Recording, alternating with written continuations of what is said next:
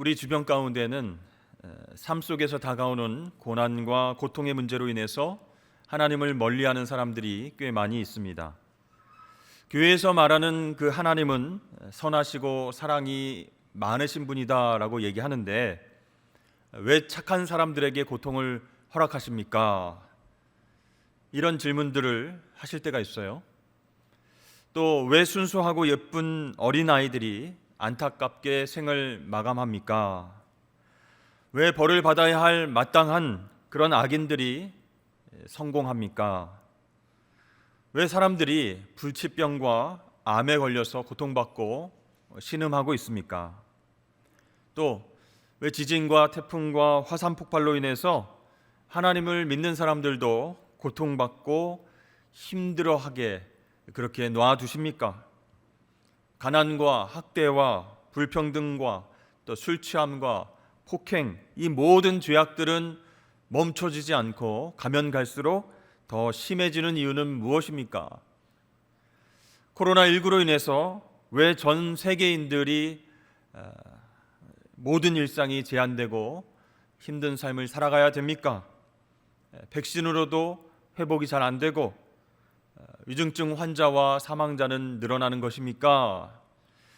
이러한 여러 가지 질문들 앞에서 우리가 대답할 수 있습니다. 하나님의 주권적인 그런 상황 아래에서 일어난 일들은 다 이해할 수 없습니다. 그렇게 대답한다면 사람들의 반응은 어떠할까요? 그렇군요 라고 긍정하지 않고 대부분 받아들이지 못하고 오히려 하나님의 존재를 더 의심하게 되는 것이죠. 성경 속의 욥기 말씀을 보면 이러한 고통에 대한 질문과 씨름하는 욥을 우리가 만나게 됩니다. 욥은 하나님께서 인정하시는 의로운 사람이었습니다. 하나님을 경외하고 악을 떠나서 살려고 하는 예배자였습니다. 그런 삶을 사는 욥에게 큰 고통과 시련이 다가왔습니다. 전 재산을 잃어버리게 되었고 10명의 자녀와 자신의 건강까지도 한꺼번에 모두 잃어버렸습니다. 그 커다란 고난과 고통으로 인해서 마음이 흔들리고 하나님을 떠날 법도 한데 이 욥은 처음에 어떻게 했습니까? 무릎 꿇고 하나님을 예배했습니다. 욥이 일어나 겉옷을 찢고 머리털을 밀고 땅에 엎드려 예배하며 이르되 내가 모태에서 알몸으로 나왔사온즉 또한 알몸이 그리로 돌아가올지라 주신 이도 여호와시요 거두신 이도 여호와시오니 여호와의 이름이 찬송을 받으실지니이다 하고 이 모든 일에 욥이 범죄하지 아니하고 하나님을 향하여 원망하지 아니하니라. 아멘. 이렇게 하나님을 원망하지 않고 하나님을 예배함으로 그 고난과 고통을 참아내기로 그렇게 결단합니다. 그런데 그 직후에 욥의 친구들이 나타나서 욥을 위로해 주죠. 처음에 찾아와서는 아무 말 없이 함께 눈물을 흘려주고 참된 우정을 보여줍니다. 그러나 시간이 지나자 이 욥의 친구들은 이 욥에 대한 고통의 이론을 세워나가기 시작했습니다. 이 하나님은 선하시다 이것을 변호하면서 그들은 맹목적인 욥의 비판자로 변해갔습니다. 하나님께서 그냥 심판을 주셨겠느냐, 그냥 고통을 허락하셨겠느냐, 욥이 네가 죄가 있으니까 그런 것을 허락하지 않으셨겠느냐. 그러니까 욥이 죄를 심판하시고 또 교훈을 주시기 위해서 하나님이 이런 고난을 주신 것이다 라고 주장합니다. 거기다가 욥의 아내는 어떻게 말합니까? 선하신 하나님이 어떻게 이런 고난을 우리에게 주시는지 이해할 수 없다라고 말하면서 그 친구들의 비난에 합류하였습니다. 그리고 이렇게 얘기하죠. 당신이 그래도 자신의 온전함을 굳게 지키려느냐? 하나님을 욕하고 죽으라. 이렇게 말하고 떠나가 버렸습니다. 결국 처음에는 하나님을 예배하면서 하나님을 원망하지 않았던 욥도 그 마음이 무너져 내렸습니다.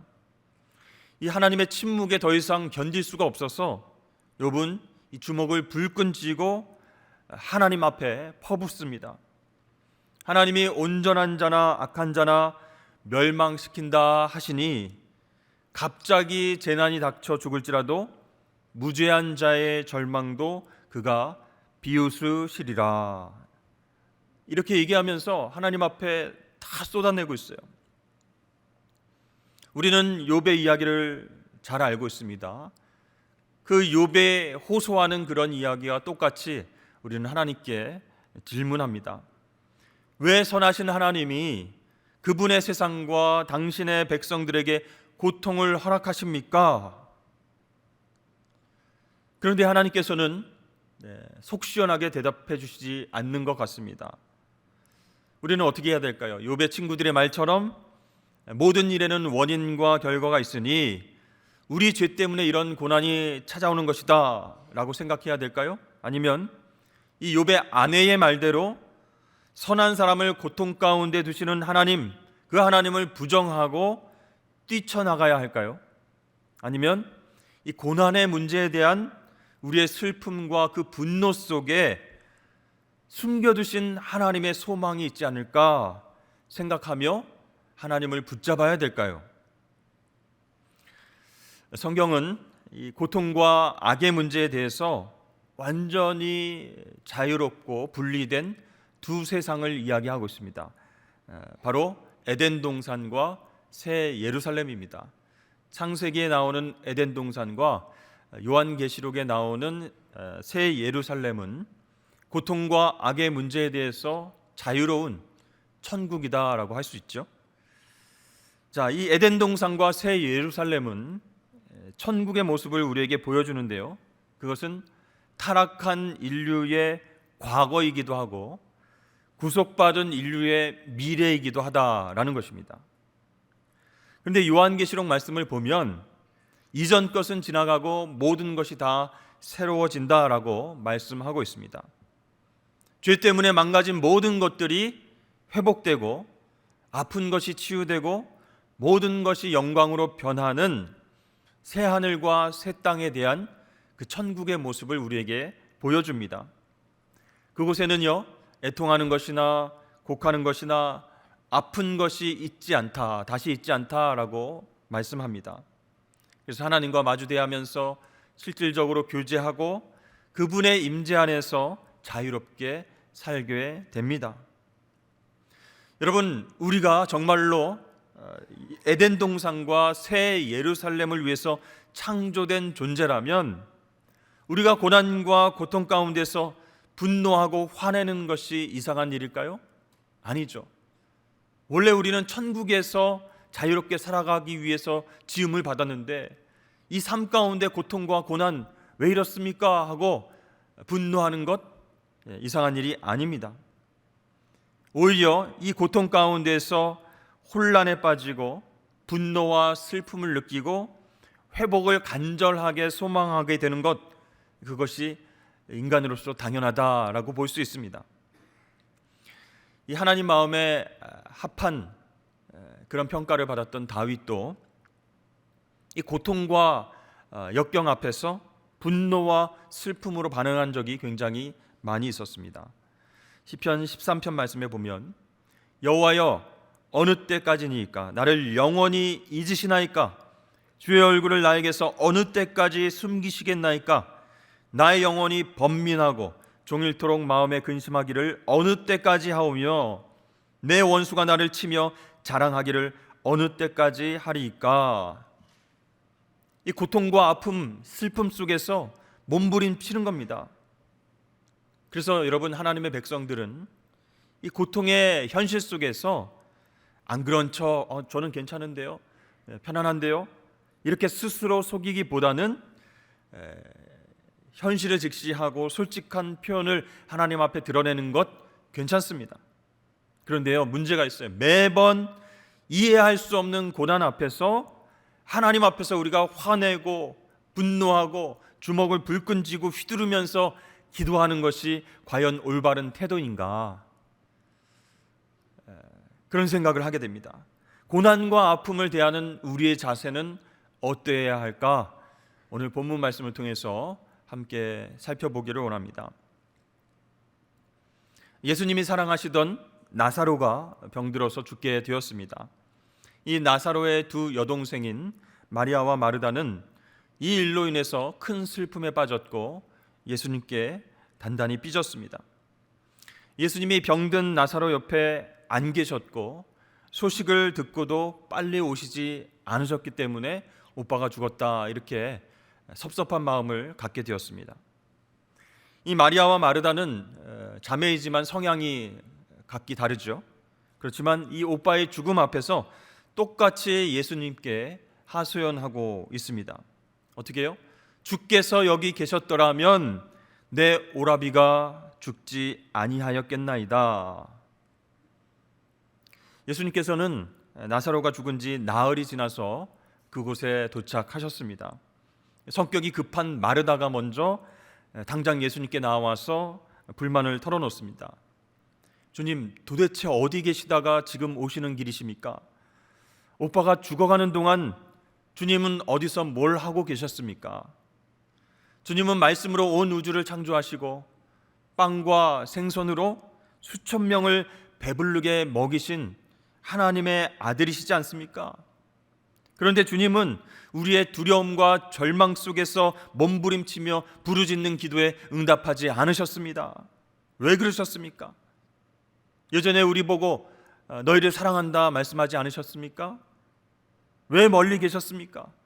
왜 빨리 오셔서 우리를 도와주지 않으셨습니까? 그렇게 주님 앞에 다 털어놓고 얘기를 합니다. 근데 마리아는 어떻게 할까요? 마르다처럼 흥분해서 씩씩거리지는 않았지만 집에 들어가서 나오지 않았습니다. 그러면서 생각을 했겠죠. 오빠가 이미 죽은 마당에 예수님께 따져봐야 무슨 소용이 있을까? 아무래도 예수님은 우리가 생각했던 분이 아닌지도 모르겠다. 아니면 우리가 생각한 그분은 맞지만 우리 같은 천한 사람들에게는 관심이 없는 것이 분명하다. 이렇게 생각하면서 예수님께 서운해서 예수님이 도착하셨는데도 집안에서 나오지 않았던 것이죠. 자, 예수님께서 마리아를 직접 부르셨을 때 집에서 나온 마리아는 이 마르다와 똑같이 그렇게 얘기를 합니다. 주께서 여기 계셨더라면 내 오라비가 죽지 아니하였겠나이다. 이 두 자매는 성격과 성향이 달랐지만 예수님을 향해서 똑같은 얘기를 하고 있었죠. 결론이 똑같다는 겁니다. 예수님이 우리를 실망시키셨다. 사랑하는 성도 여러분, 우리의 고통과 고난 속에서 이해할 수 없는 하나님의 섭리 안에서 우리는 하나님께서 우리를 실망시키셨다라고 생각할 수 있습니다. 그런데요, 그 고통과 아픔 이면에 숨겨진 진리가 있다라고 한다면 여러분 어떻게 반응하시겠습니까?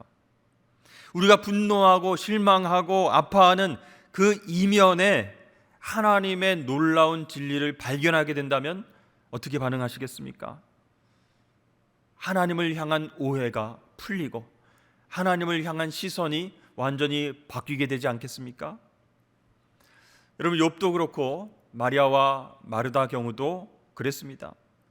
그 사건들 이면에는 다른 이야기들이 있었다는 것이죠. 하나님과 사탄, 그리고 천사와 귀신들의 그 세상에서 보이지 않는 영적 전쟁이 벌어지고 있었습니다. 그 속에 숨겨진 진리가 예수님에 의해서 드러났을 때 고통받는 사람들의 시선이 변하게 된다는 것입니다. 그렇습니다. 우리를 향한 하나님의 계획이 결과적으로는 고통과 심판이 아니라 위로와 구원임을 확실히 알게 될 줄로 믿습니다. 우리는요, 이 본문의 나머지 이야기들을 통해서, 뒤에 나오는 이야기를 통해서 그것을 확인할 수 있습니다. 자, 마리아와 마르다 또 조문객들의 질문과 이야기를 들으시고 예수님께서 짧은 설교를 하셨습니다. 오늘 말씀에 보니까 예수께서 이르시되 나는 부활이요 생명이니 나를 믿는 자는 죽어도 살겠고 무릇 살아서 나를 믿는 자는 영원히 죽지 아니하리니 이것을 내가 믿느냐, 이렇게 설교하셨어요. 그 순간 이 마리아와 마르다의 마음은 복잡했습니다. 그러면서도 이 분노와 화가 삭혀지지 않는 거예요. 주님, 오빠는 주님을 믿었습니다. 그런데 지금 어디에 있습니까? 우리 오라버니는 무덤에 누워 있습니다. 장례식에 늦게 참석하신 주님께서 지금 설교를 하실 때가 아니라고 저는 생각합니다. 주님은 하나님의 아들이 되시고 하나님 나라에 대해서 친절히 가르쳐 주시고 기적과 회복을 베풀어 주셨지만 우리의 상황은 너무 모르시는 것 아닌가요?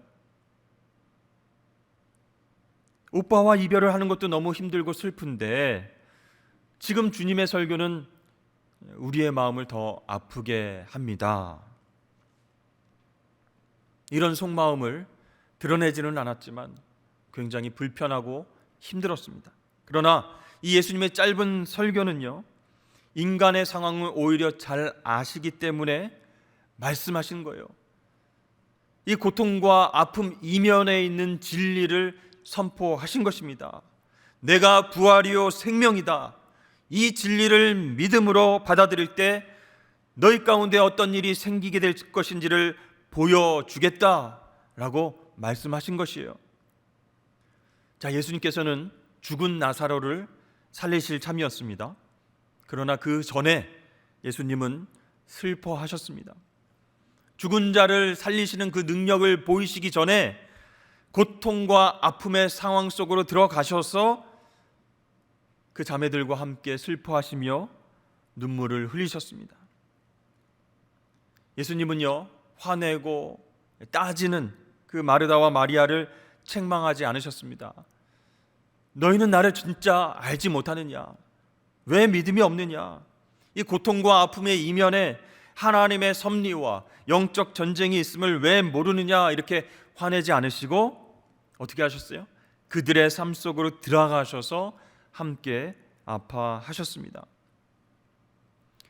예수께서 그가 우는 것과 또 함께 온 유대인들이 우는 것을 보시고 심령에 비통히 여기시고 불쌍히 여기사 이르시되 그를 어디 두었느냐 이르되 주여 와서 보옵소서 하니 예수께서 눈물을 흘리시더라.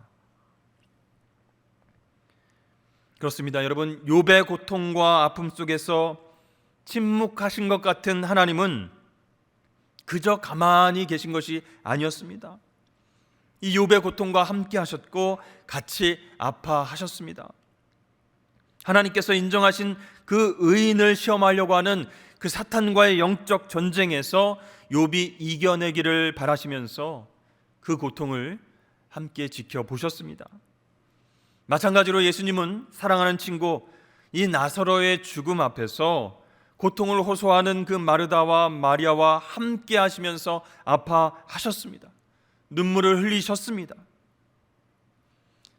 여기에서 주님께서 비통히 여기셨다라고 하는 그 말씀이 나오는데요, 원문을 보면 이 단어는 분개하다, 화를 내다, 격분하다 그런 뜻이 있습니다. 이 나사로의 무덤 앞에서 누구에게 격분하시고 분노하셨습니까? 자신을 이해하지 못하고 막 쏘아대는 마리아와 마르다입니까? 아니면 맹인의 눈을 뜨게 하니가 이 사람은 죽지 아니하게 할 수 없었더냐라고 말한 그 사람들에게 화를 내셨습니까? 아닙니다. 예수님은 바로 죽음에 대해서 분노하셨습니다. 죄의 값은 사망, 즉 죽음입니다. 죄로 인해서 죽을 수밖에 없는 그 인간의 한계를 보시고 하나님의 구원의 역사를 방해하는 그 죽음에 대해서 분노하셨습니다. 인간의 삶 가운데 고통과 죽음이라는 그 불청객이 침입해서 사랑하는 나사로가 무덤에 누워있는 것을 보셨을 때, 많은 사람들의 그의 죽음 앞에서 슬픔에 빠졌을 때 주님은 현실을 인정하시면서도 분노하시는 거예요. 이렇게 예수님께서는 나사로의 무덤 앞에서 분노와 눈물을 보이셨습니다. 하나님의 공의와 사랑의 모습을 나타내 보이신 것입니다. 사랑하는 여러분, 우리 주님은 우리의 고통과 아픔과 눈물에 침묵하시거나 관심이 없는 분이 아니십니다. 죄로 인해서 망가진 우리의 삶 속에서 우리와 함께 하시면서 함께 분노하시고 함께 눈물을 흘리시는 그런 분이 바로 우리 주님이신 줄로 믿습니다. 그렇게 우리 삶 가운데 고통을 공감하시면서 우리에게 말씀을 주십니다. 진리를 선포해 주십니다. 나는 부활이요 생명이니 나를 믿는 자는 죽어도 살겠고 무릇 살아서 나를 믿는 자는 영원히 죽지 아니하리니 이것을 내가 믿느냐? 여러분, 진리가 선포되면 우리는 아멘하며 믿음으로 받아들여야 할 줄로 믿습니다. 그래야 기적과 같은 회복을 경험하게 되는 것입니다.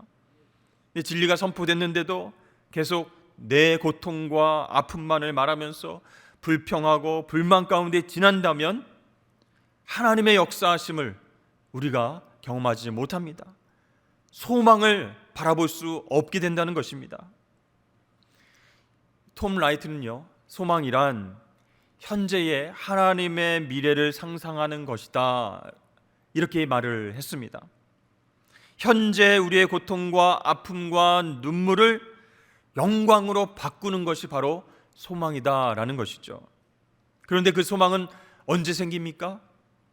선포된 진리를 믿을 때 그 소망이 우리 마음 가운데에 생기게 되는 줄로 믿습니다. 예수님이 마르다와 마리아에게 하신 말씀, 나는 부활이요 생명이니 나를 믿는 자는 영원히 죽지 않는다. 이 진리를 내가 믿느냐? 이렇게 진리의 말씀이 우리의 고통의 삶 가운데 떨어지면 믿습니다. 아멘. 이렇게 받아들여야 됩니다. 이 고통과 아픔이 왜 우리에게 왔는지, 왜 떠나가지 않는지 이해할 수 없지만 그 이면에 하나님의 눈물과 하나님의 함께 하심과 하나님의 역사하심이 있음을 믿어야 합니다. 요한이 새 예루살렘의 환상을 통해서 본 것이 너무나 놀라운 광경이었습니다. 요한계시록 21장에서 하나님이 그들과 함께 계시리니 그들은 하나님의 백성이 되고 하나님은 친히 그들과 함께 계셔서 모든 눈물을 그 눈에서 닦아주시니 다시는 사망이 없고 애통하는 것이나 곡하는 것이나 아픈 것이 다시 있지 아니하리니 처음 것들이 다 지나갔음이러라. 아멘. 현실에서 우리가 자주 만났던, 계속해서 만났던 모든 고통과 눈물과 아픔과 애통함, 이 모든 것이 다시 있지 않다라고 말씀합니다. 그러니까 보이는 지금 현실 세계가 끝이 아니다라는 말씀이에요.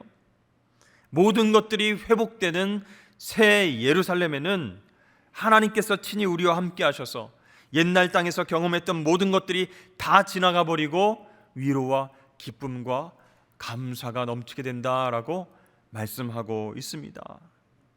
그렇습니다. 여러분, 슬프고 애통하는 모든 일들이 한낱 꿈이 될 것임을 믿으실 수 있기를 바랍니다. 여러분, 주님께서 이제 그 나사로의 무덤 앞에서 하늘 아버지께 기도를 하시고 나서 그 무덤을 향해서 큰 소리로 명령하셨습니다. 나사로야 나오라. 그러자 죽었던 사람이 배와 수건에 쌓여있던 그 시체의 몸으로 걸어 나오게 되었습니다. 여러분, 얼마나 놀라운 일입니까? 예수님께서 죽음의 권세보다 더 크신 분임을 많은 사람들에게 보여주셨습니다. 하나님의 영광이 그곳에 나타났습니다. 죄와 죽음의 문제에 대해서 분노하시고 그것을 해결해 주실 분이 오직 예수님 뿐이심을 그들에게 보여주셨습니다. 근데 여러분, 이 말씀을 읽으면서 저는 그런 생각을 하게 됩니다. 이 나사로는 결국 나이가 들어서 다시 죽게 되지 않는가? 장례식을 2번 치르게 되는 것이죠. 그러면 주변에 있었던 사람들, 다른 사람들, 가족들 또다시 슬픔에 빠지게 되는데 왜 주님께서는 나사로를 살려주셨을까? 그런 생각을 하게 됐습니다. 어차피 죽을 인생, 어차피 이 땅에서 고통과 아픔의 문제로 인해서 끝이 날 텐데 왜 나사로를 살려주신 것일까? 여러분, 예수님은 이 땅에 오셔서 하나님 나라의 비전을 많은 사람들에게 보여주셨습니다. 우리 삶의 고통과 아픔과 슬픔, 애통, 이것이 전부가 아니라 하나님의 나라가 임하면 그 모든 것들이 극복되고 회복된다는 것을 보여주시기 위해서 죽은 나사로를 살려주신 줄로 믿습니다. 여러분, 그렇기 때문에 우리는 진리의 말씀을 붙잡고 그 말씀을 믿고 소망을 가져야 합니다. 예수님의 시각으로 세상을 바라보고 고통의 문제를 바라봐야 합니다. 세상 속에서 하나님 나라를 방해하고 복음 전파를 싫어하는 그 사탄의 세력과 영적 전쟁이 있어야 된다는 것을 인정해야 됩니다. 우리 주님께서는 그렇게 우리가 이 땅 가운데에서 영적으로 승리하길 원하셔서 나사로의 죽음 앞에서 진리를 선포하셨습니다. 내가 부활이요 생명이다 선포하시고 우리의 믿음을 요청하셨습니다. 내가 이것을 믿느냐? 그리고 그것을 믿는다면 그 소망을 갖고 살아가라 라고 말씀하신 것입니다. 예수님께서 우리에게 가르쳐 주신 기도 있죠? 주기도문입니다. 나라가 임하시오며 뜻이 하늘에서 이루어진 것 같이 땅에서도 이루어지이다. 이것은 하나님의 나라가 그냥 편안하게 땅에 임한다라는 것이 아니고요, 이 땅에서 영적 전쟁, 그것이 있기 때문에 하나님의 나라가 임할 때에 너희들은 깨어서 진리 가운데에 믿음으로 무장하고 소망을 가지고 싸워 나가라, 이런 뜻입니다. 사랑하는 성도 여러분, 우리가 주님의 말씀 진리를 믿는다면 우리 삶의 고통을 향해서, 죽음과 사망의 권세를 향해서 오늘 예수님처럼 나오라, 이렇게 담대하게 외쳐야 할 줄로 믿습니다. 때로는 우리 몸의 암세포는 끝까지 치유되지 않을 수 있습니다. 때로 우리의 가정이 흔들리고 자녀들이 힘든 삶을 살 수가 있습니다. 때로 우리 가운데 가슴이 아프고 비극적인 일들이 일어날 수 있습니다. 우리 인생이 정말 고통과 상처의 연속으로 다가오기도 한다는 것이죠. 그러나 이런 전쟁과 같은 인생의 한복판에서 누가 함께 하세요? 예수님이 우리와 함께 하시며 함께 울어주시며 언젠가 이 모든 것이 끝이 나고 소망이 이길 것이다 라고 말씀하시는 줄로 믿으시길 바랍니다. 그러면 여러분, 결론은 무엇입니까? 생명이 죽음을 이긴다는 거예요. 기쁨이 슬픔을 이긴다는 거예요. 자유가 억압을 이겨내는 것을 여러분 믿으셔야 합니다. 우리 로마서 15장 13절 말씀 다 함께 읽어보도록 하겠습니다. 시작. 소망의 하나님이 믿음 안에서 너에게 충만하게 하사 성령의 능력으로 소망이 넘치게 하시기를 원하노라. 아멘. 세상에는 소원을 품고 사는 사람이 있고 소망을 품고 사는 사람이 있습니다. 얼핏 보기에는 소원이나 소망이나 비슷한 말 같지만 여러분, 엄연히 틀립니다. 소원은 자신의 어떤 내적인 마음, 이기적인 마음에서 나온 것이지만 소망은 하나님을 믿는 믿음에서 생겨납니다. 그래서요, 소원을 품은 사람은 어려움 당하게 되면 쉽게 좌절하게 되지만 소망을 품은 사람은 하나님께서 이 어려운 상황 가운데 선하게 이끌어 가시고 마침내 승리를 주실 것을 기대합니다. 즉, 소망을 품은 사람이 하나님과의 관계를 유지하면서 승리를 경험하며 살 수 있게 되는 것입니다. 사랑하는 성도 여러분, 우리의 소망은 무엇입니까? 바로 예수 그리스도이신 줄로 믿습니다.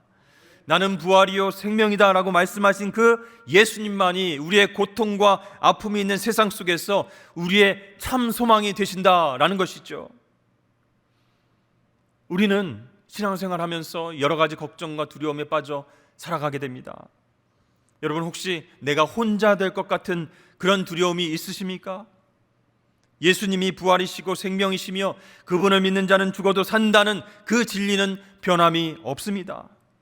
그 진리를 믿을 때 소망이 생깁니다. 내가 불치병에 걸리면 어떡하나 걱정이 되십니까? 예수님이 부활이시고 생명이시며 그분을 믿는 자는 죽어도 산다라고 하는 이 진리는 변함이 없습니다. 그 진리를 믿을 때 우리 가운데 소망이 생깁니다. 내가 경제적으로 힘들어져서 바닥으로 집 밖으로 나앉게 되지는 않을까 걱정하십니까?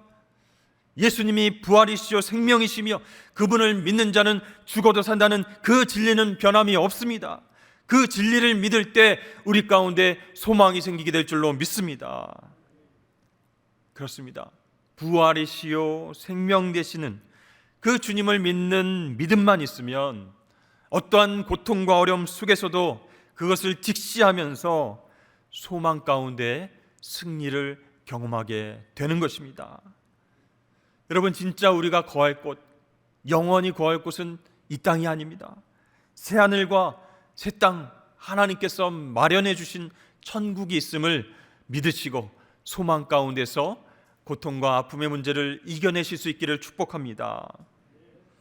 요즘 여러분들께서 어떠한 고민이 있으신지, 어떠한 걱정이 있으신지, 여러 가지 어려움과 고통 가운데에 힘들어하는 그런 우리 성도들의 모습을 제가 보게 된다면, 그런 모습을 보게 된다면 여러분, 진리를 믿음으로 말미암아 소망을 가지고 오늘 예수님처럼 선포하십시오.